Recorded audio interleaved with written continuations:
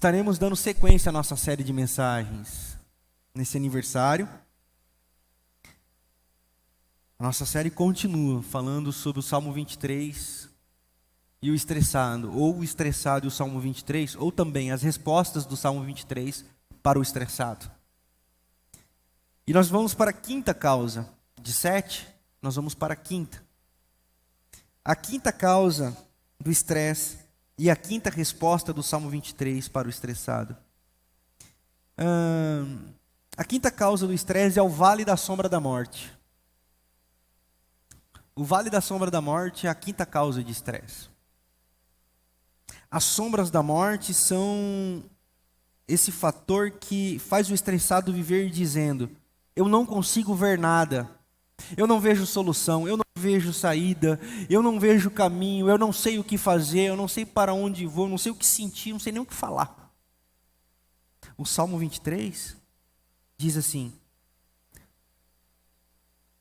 tu estás comigo.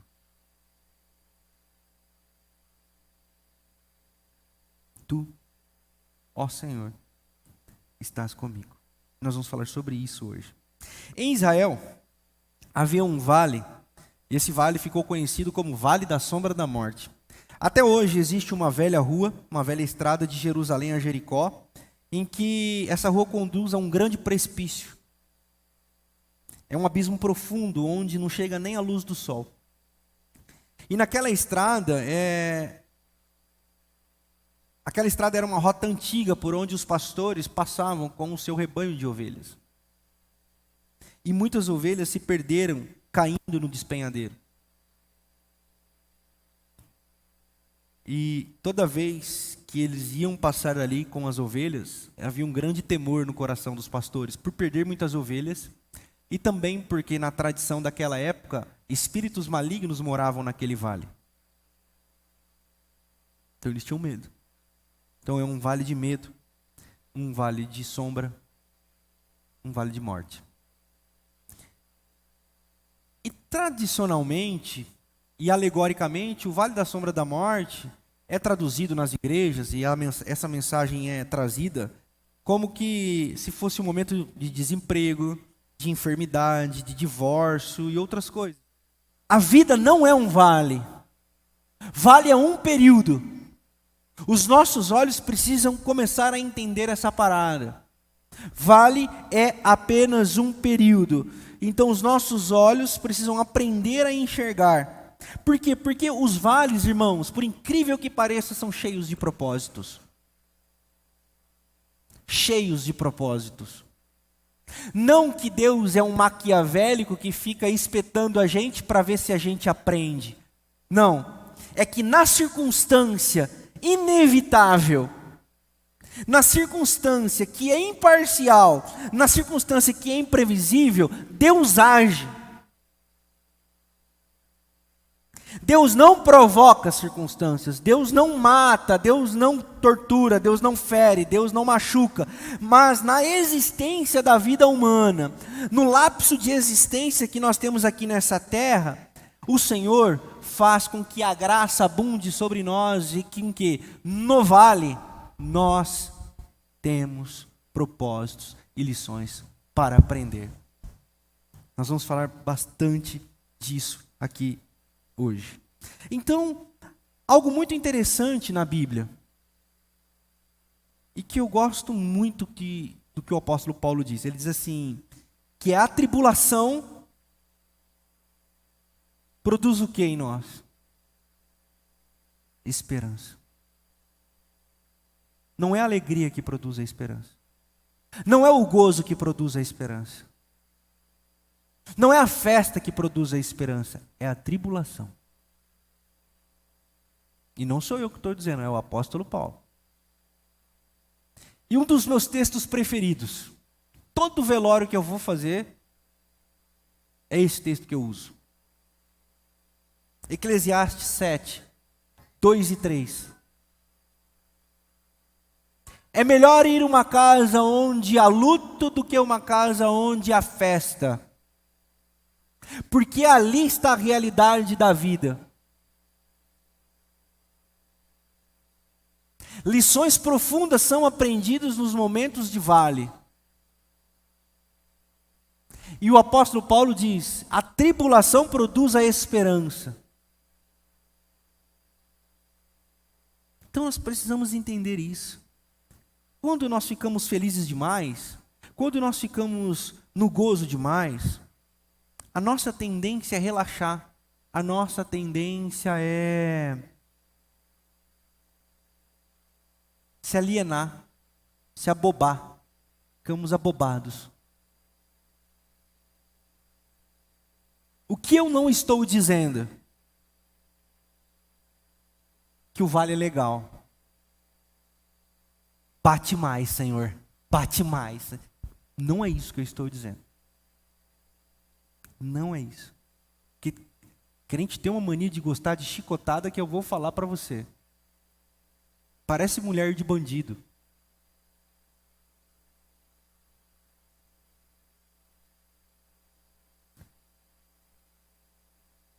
Apesar que eu acho que esse ditado misógino pra caramba. Vou retirar. Mulher bandido não gosta de apanhar. Mulher de bandido não gosta de apanhar. Nenhuma mulher gosta de apanhar, desculpa. Não devia ter dito esse ditado. Mas o crente, ele gosta desse lugar de sofrimento. Porque ele acha que aqui é o purgatório. Inclusive os crentes. Então, percebam o que eu não estou querendo dizer, esse louvor à dor, esse louvor ao sofrimento, esse gozo no sofrimento, não é isso. O que eu estou dizendo é que dor e sofrimento é inerente à existência. E nós podemos tirar boas lições desses momentos. É só isso. É diferente. Não há alegria na dor. Não há. Portanto, nós precisamos fazer algumas afirmações sobre o vale do Salmo 23. O que é o vale da sombra da morte, queridos? O vale da sombra da morte é uma circunstância que indica a proximidade do fim. O que é o vale da sombra da morte? É quando nós já nos encontramos sem esperança. É a proximidade do fim. É quando nós já não mais conseguimos agir e não conseguimos ver mais uma luz no fim do túnel. Esse é o vale da sombra da morte. Marcos 5, 23 a 35, narra a morte da filha de Jairo. Percebendo que a sua filha está morrendo, ele pega Jesus e diz assim: faz alguma coisa, faz alguma coisa, faz alguma coisa. E alguém chega para ele e diz assim: pare de incomodar o mestre, porque a sua filha morreu. O vale da sombra da morte é esse lugar do pai de Jairo, não o pai de Jairo, né? Jairo é o pai da menina. É o lugar desse pai. É quando nós vemos e percebemos a vida escorrendo pelas mãos, as circunstâncias fugindo do nosso controle, já nós não sabemos mais o que fazer. Vivemos no inferno de Dante Alighieri. Dante Alighieri, um poeta italiano, diz assim, que nas portas do inferno está escrito: perdestes vós que entrastes toda a vossa esperança. Então o que é o vale da sombra da morte? É o inferno, é esse lugar onde nós não temos mais esperança. O fim se aproxima, o fim está muito próximo e nós já não sabemos mais o que fazer. A morte parece inevitável. E por que a morte nos fere tanto? Porque a morte é inimiga de Deus. A morte é o salário do pecado, Romanos 6, 23.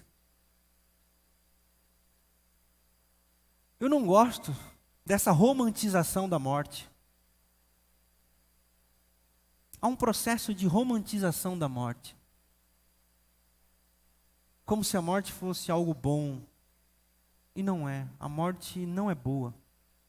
E o pessoal até costuma interpretar mal o texto, aquele texto que Deus tem prazer na morte dos santos. Isso é de um anacronismo histórico e de uma falha de interpretação hermenêutica e exegética do texto sagrado que é impressionante. O que é preciosa para Deus é a vida e não a morte. A interpretação está errada nesse texto, que Deus tem prazer na morte. dos santos. Não.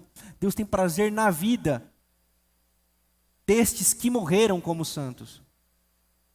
Na morte, Deus não tem prazer, porque ela é inimiga de Deus. Se não fosse o nosso pecado, se não fosse o pecado, não existiria morte. Então a morte não pode agradar a Deus e não pode ser romantizada pela gente. Só que quando ela está chegando muito próxima, nós somos atingidos por esse espírito de não sabermos o que fazer. A proximidade do fim é real e nós nos deparamos com o vale.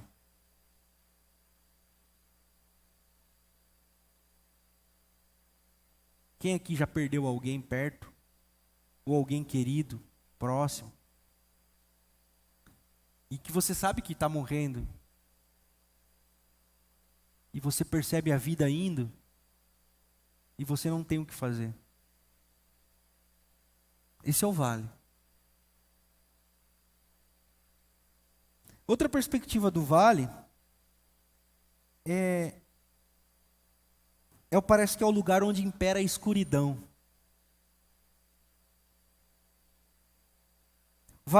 A vale de sombra não tem luz. Você já se percebeu num quarto escuro? A luz está acesa. E de repente, pum, apaga a luz. Não dá uma sensação que você fala, eu vou bater o dedo na quina do sofá, eu vou bater a cabeça em algum lugar. Aquela sensação de não saber para onde ir. Você sabe exatamente que a televisão está aqui, o sofá está aqui, a mesa está aqui, mas você fala assim, se eu for e bater, e se eu for e quebrar. Aquela sensação de não saber o que fazer. E na vida, você já passou por isso? Você pode estar passando por isso, você não sabe o que fazer, você não sabe que decisão tomar, você está como se estivesse no escuro. O vale é esse lugar onde a gente não sabe que decisão tomar, não sabe o que fazer, não sabe.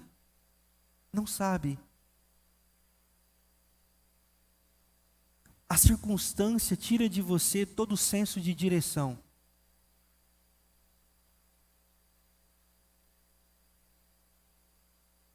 O vale é um lugar onde a gente não sabe o que fazer.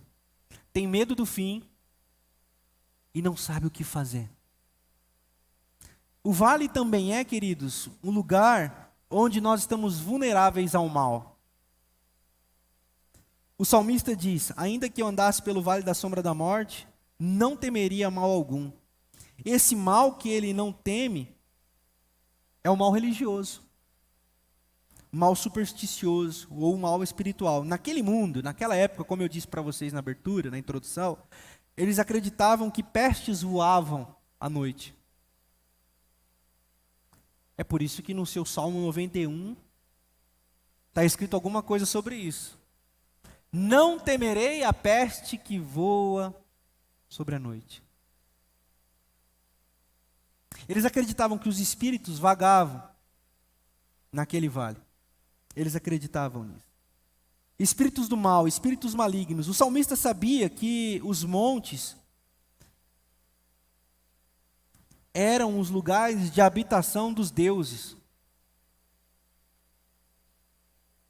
Naquela época acreditavam-se que os deuses e os espíritos moravam nas florestas e nas montanhas. Mas o salmista, do Salmo 121, diz assim, eu elevo meus olhos para os montes, onde moram os deuses. Mas o meu socorro não vem deles. O meu socorro vem do Senhor, o único Senhor que fez os céus e a terra. É por isso que está escrito isso na sua Bíblia. Porque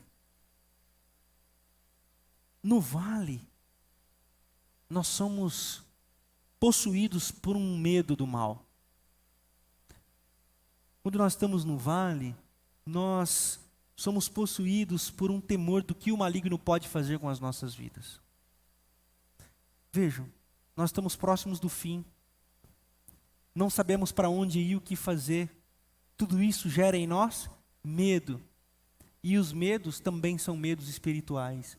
Nós passamos a ter medo da peste que voa sobre o mundo. Começamos a temer. Esse é um vale. Esse é o vale. O que é o vale da sombra da morte, queridos? O vale da sombra da morte é uma circunstância atemorizante. A escuridão amedronta. A escuridão nos coloca diante do desconhecido, do imponderável, do imprevisível. Enquanto eu estudava isso aqui, eu me lembrei de alguns episódios da minha jornada, e você vai se identificar com isso, porque provavelmente aconteceu com você também. Medo do escuro. Lá onde eu morava, na minha casa, tinha um fundo da minha casa, o quintal.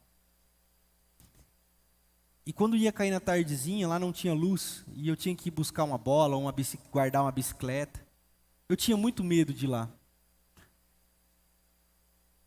Medo de encontrar alguma coisa.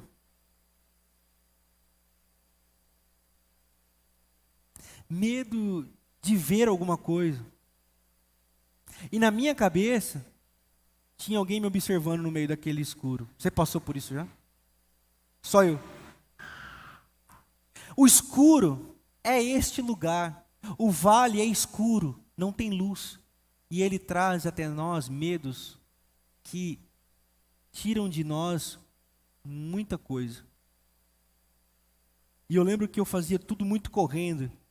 Pegava a bicicleta, guardava, deixava a bicicleta caída, nem colocava descanso, pegava a bola, tudo correndo. E na hora que eu virava de costas para o escuro, e aquela sensação de que alguma coisa vai puxar meu pé, não era não? Assim, vai pegar. Aí quando você fecha a porta, fala, ele ia pegar, mas eu fechei a porta antes. Não é não? Não é não? É. Aí se você abrir a porta, não tem nada. Mas o vale é esse lugar onde ninguém fica dizendo pra gente, não precisa ter medo e tal. Não, nós temos medo. Porque nós estamos no vale, é escuro. A escuridão traz esses temores. E isso acontece na vida. Não aconteceu apenas na infância, acontece com a gente hoje. Veja você, cheio de medos. Por quê? Porque está na escuridão, não sabe o que fazer, não sabe para onde ir. O vale é esse lugar. Provavelmente nós já passamos por ele ou estamos nele, ou um dia vai chegar. O Salmo 23 então nos mostra que também o vale da sombra da morte é tudo isso que eu acabei de dizer, mas ele não pode nos afastar de Deus. Romanos 8, 35, 38 ao 40. Quem nos separará do amor de Deus que está em Cristo Jesus? A tribulação, a fome, a peste, a angústia, a fome, principados, potestades, o capeta, o capiroto, o escambau, a sogra. Quem? Nada nem ninguém pode nos separar do amor de Deus que está em Cristo Jesus. Então, o vale, ao mesmo tempo que ele nos torna vulneráveis, com medo, sem saber o que fazer, sem saber para onde ir, na escuridão e suscetíveis ao caos, ele nos mostra que nada nem ninguém pode nos separar do amor de Deus que está em Cristo Jesus, nem o vale. Porque tu estás comigo. Sabe o seu vale? Sabe o vale que você está passando? Ele não é capaz de te separar do amor de Deus. Faça você o que você quiser. Faça você o que você não quiser. Você não queria ter feito, mas fez. Isso não te separa do amor de Deus que está em Cristo Jesus. Porque nada nem ninguém é capaz de te separar do amor de Deus que está em Cristo Jesus. Na religião você aprende que quem pecar vai pagar, quem pecar vai morrer, porque Deus mata mesmo. E nós ensinamos isso para as crianças. Tem uma música não vou falar de quem está diante do trono, mas tem uma música que dizia assim, das crianças, eu mostrava aquilo para meus filhos: quem pecar vai pagar, quem pecar vai morrer. Desse Deus eu sou ateu, diria Rubem Alves. Porque o salário do pecado é a morte. Mas essa é parte da verdade. Porque em Cristo Jesus, o poder da morte fora vencido. Porque em Cristo Jesus, nada nem ninguém, nem principado, nem potestade, nem poder, nem cadeia, nem corrente, nem capeta, nada nem ninguém é maior do que o amor dele por mim. E se nada nem ninguém é maior do que o amor dele por mim, ele jamais me deixa. Eis que estarei convosco todos os dias, até a consumação dos séculos. Nada me separa de você. Quem separa Deus de você é a religião e a sua culpa, mas Deus não se afasta de você. No vale, Ele está com você, porque nada nem ninguém te separa dele.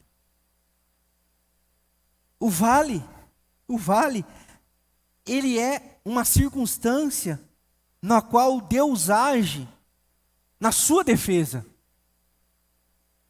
A presença de Deus no vale da sombra da morte pode ser silenciosa, mas com certeza Ele está agindo em nosso favor. Por quê? Porque a tua vara e o teu cajado me consolam. A presença dEle é no pastoreio dEle das nossas vidas. É presente, é constante. O cajado, queridos, o cajado naquela época servia para duas coisas.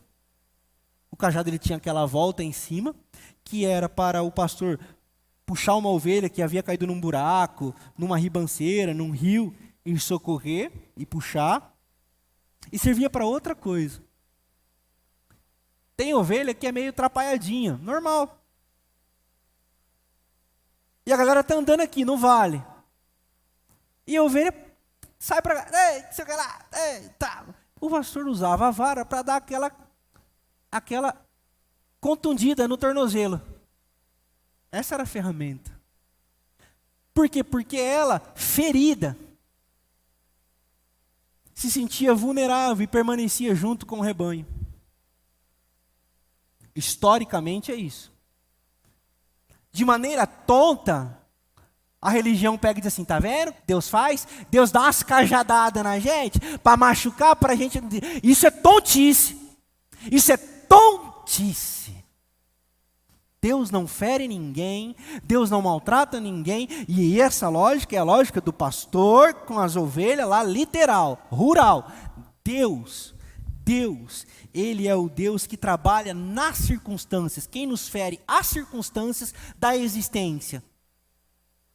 E nessas feridas da circunstância da existência, Ele nos permite, Ele nos conduz de volta aos lugares seguros. Por isso que a tua vara e o teu cajado me consolam. O pastor corrige a nossa rota de vida, usando das circunstâncias dos vales para nos manter no caminho. Por isso que o vale é o lugar onde Deus nos pastoreia. Onde Deus trabalha em nós, não nos ferindo, não nos maltratando, mas usando das circunstâncias que muitas vezes eu e você plantamos para nos abençoar, para cuidar do nosso coração. E aí eu pergunto para você, no vale, você é alguém pastoreável? Você está suscetível ao pastoreio do Senhor? O vale é um lugar onde Deus quer agir na sua vida. Ele quer te conduzir, Ele quer te ensinar, Ele quer cuidar de você. Então, Ele nos ensina de algumas maneiras. Ele nos pastoreia de algumas maneiras, eu queria dizer para vocês para a gente finalizar. O Senhor é o nosso pastor e nada nos faltará, e Ele nos conduz e nos consola com sua vara e o seu cajado, nos dizendo para encarar o vale de frente. Encarar o vale de frente. Encare o vale, não fuja do vale. Os vales são inevitáveis, não são? Quando você tiver que passar pelo vale, não procure atalho. Não procure atalho. Encare o vale. Não tente passar sobre o vale. E não fique parado na entrada do vale. Atravesse o vale. Por quê? Porque se você tem um problema, e você fica parado olhando para ele, ele fica de que tamanho? Mas se você vai de encontro a ele, a tendência é que ele diminua. Não fique parado diante do vale. Encare. Encare. Então, toda vez que você protela uma solução de conflito, toda vez que você joga para frente, toda vez que você fica adiando o que deve ser feito, vai ficando mais difícil para você. Vai ficando mais complicado. Não busque atalhos. O pastor nos pastoreia e nos diz: continue caminhando, porque eu estou contigo. Continue caminhando, porque eu sou o pastor de vocês e eu vou conduzir vocês. Não pare, não desista. Enquanto estiver na travessia do vale, não tenha pressa de chegar do outro lado. Basta cada dia o seu próprio mal. Não tenha pressa. E aqui eu lembro da história de um pastor, que ele contou o seguinte, prestem atenção nessa história. Ele disse assim, que uma vez por mês ele ia com o pastor dele comprar livros numa livraria.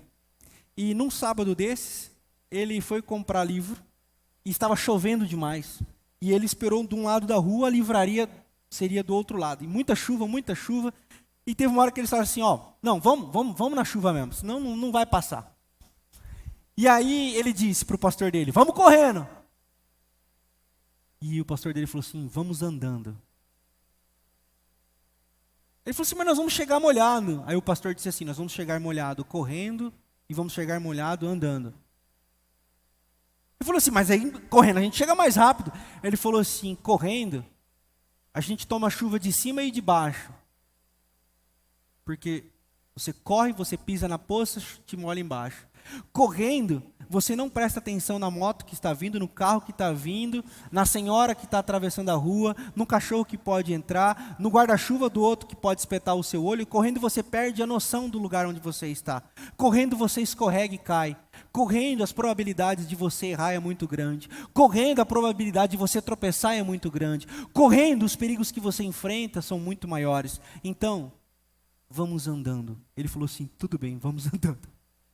No vale é a mesma coisa. Não tenha pressa. Não tenha pressa. Por quê? Porque o Senhor é contigo. O Senhor é o seu pastor e Ele te conduz durante esse vale. Para que a pressa? Para que a pressa? Eu acho interessante. Você já leu o livro de Jonas? A Bíblia diz que Jonas queria fugir da presença do Senhor. Como assim alguém quer fugir da presença do Senhor? Todo mundo quer estar na presença do Senhor e não fugir. Jonas, inteiradamente, queria ir para Tarsis, não para Nínive. Jonas queria que aquele povo todo morresse e não se convertesse. Ou seja, não fizesse a vontade do Senhor.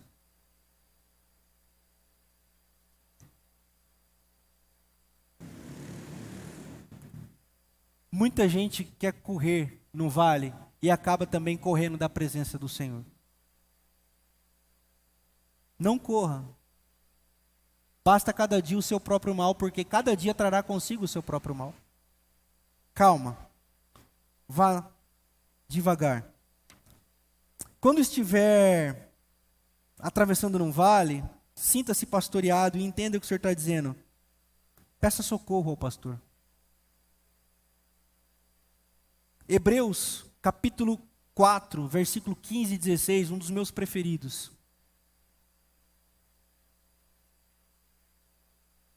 Nós não temos um pastor, nós não temos um sumo sacerdote ou um intercessor, que não seja capaz de se compadecer das nossas angústias e das nossas necessidades. Guardadas todas as proporções de comparações, o que diferencia e o que faz de Jesus, Jesus e o diabo, é que o Jesus foi gente. Ele sabe o que você passa. Ele sabe o que você sente. Ele sabe o que você pensa. Ele sabe qual é a sua luta, porque Ele sabe. Então Ele é capaz de se compadecer das suas lutas. Então peça ajuda, porque você não pede ajuda para qualquer um. Você não diz para Deus, você não sabe o que eu estou passando. Ele diz, eu sei o que é que você está passando, porque eu também passei. Peça ajuda ao pastor. no vale, permita-se ser pastoreado, pedindo ajuda ao pastor. Quando estiver atravessando o vale, peça visão ao pastor. Não fique estabanado. Quem quer fazer tudo acaba não fazendo nada. Quem quer resolver tudo acaba não resolvendo nada. No meio do vale, peça visão. Quais são as prioridades, Senhor, que eu tenho que tratar agora? O que eu tenho que fazer agora? Ajude-me no dia de hoje. É extremamente importante pedirmos ajuda nas coisas que nós precisamos decidir e fazer no vale. Por quê? Porque as sombras, em primeiro lugar, geralmente são maiores do que as coisas em si. Você já viu a sombra de um gato? Ela é enorme, aí você olha para o gato é desse tamanho, mas a sombra dela é muito grande. E lembre-se, o vale é um lugar de sombra. E muitas vezes a sombra é maior do que, de fato, as coisas realmente são. Por isso, discernir, pedir visão, pedir entendimento, é um bom caminho para ser pastoreado diante do vale. Faça isso. Não deixe de fazer isso. Quando estiver atravessando o vale, submeta-se à disciplina do pastor. Eu quero fazer um parênteses aqui. Por quê? Porque crente, religião, adora essa palavra. Disciplina.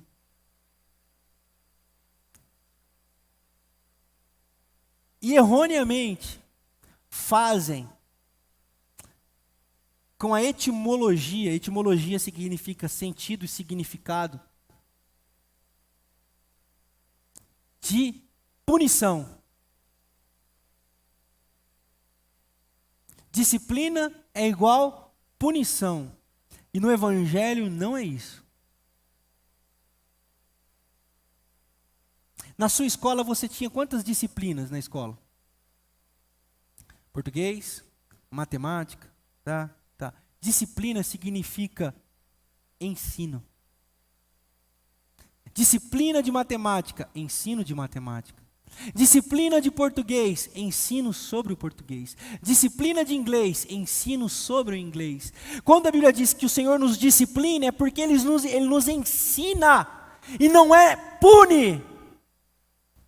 As pessoas dentro da religião são punidas, maltratadas, feridas, escanteadas, colocadas para fora, porque aqui é o lugar dos santos. Como assim tomar ceia? Como assim tocar no louvor? Aqui é o lugar dos santos, aqui é o lugar dos bons. Não! Aqui é o lugar dos imperfeitos, que estão sendo disciplinados por Deus, todos juntos. Como? Através do ensino. Por isso que eu tenho reforçado continuamente, incansavelmente, pessoal, venham estudar. Pessoal, venham estudar a Bíblia, frequentem as nossas celebrações, mas frequentem também e acompanhem o que a gente tem preparado online, para que vocês sejam disciplinados, ensinados. Por quê? Porque o Evangelho vem pelo ouvir, a fé vem pelo ouvir, o entendimento vem pelo ouvir, pelo conversar, pelo dialogar. O pastoreio vem por onde? Pela disciplina. Por que que os crentes estão mimimi em casa, chorando? Porque não foram ensinados. Por que que os crentes estão em qualquer outro lugar? Porque não foram ensinados. Por que que o crente poderia estar em qualquer lugar? Porque eles deveriam ser ensinados a viverem em qualquer lugar. Para eu não ter que responder perguntas como essa aqui, ó. Pastor, eu faço faculdade ou sirvo a Deus?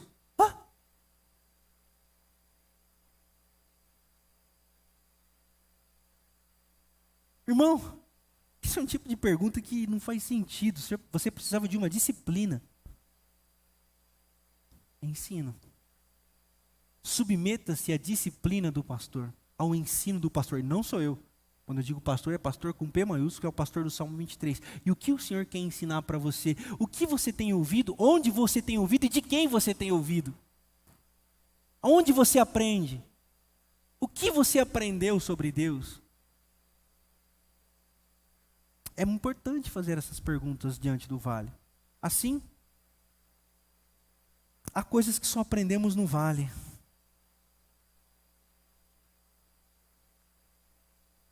Quando você estiver no vale, tire a roupa de sofredor e vista o jaleco de aprendiz. Quando você estiver no vale, tire o pano de cinza, o pano de saco de cinza e vista o jaleco de talmidim. Talmidim significa discípulos. Concluindo, creio que esta expressão, tu estás comigo, é o eixo ao redor da qual gira todo o Salmo 23. Creio também que é o lugar por excelência da vida cristã. O vale vai sempre continuar. Os vales vão sempre acontecer. Mas ele, o pastor, sempre estará lá. Gosto da poesia de Jó. Um livro poético. Que diz, no seu capítulo 42, no versículo 5.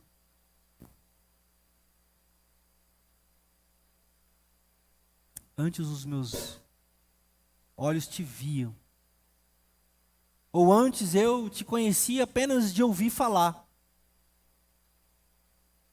Mas agora os meus olhos te veem, e eu te conheço pessoalmente. Após passar pelo vale, Jó conheceu o Senhor. Jó teve experiências com Deus. Tiago, capítulo 1, no verso 2, diz assim: por isso, tenham grande alegria quando vocês passarem por provas e tribulações.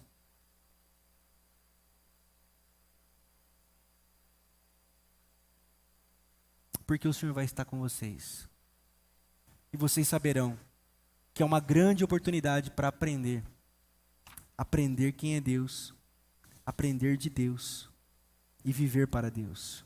De tudo que se pode dizer sobre o Vale da Sombra da Morte, nada é tão importante quanto dizer que o Vale da Sombra é um lugar de encontro com Deus.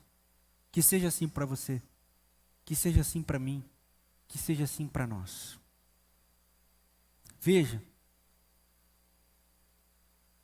saia do lugar das experiências dos outros. Saia do lugar de onde você ouviu falar de Deus e tenha você as suas experiências com Deus. Tenha as suas histórias para contar. O vale é um lugar para você ter essa experiência, para você dizer, eu tive experiência com Deus. Eu tenho a minha experiência com Deus. Por isso posso dizer, o Senhor é o meu pastor e nada me faltará. Amém.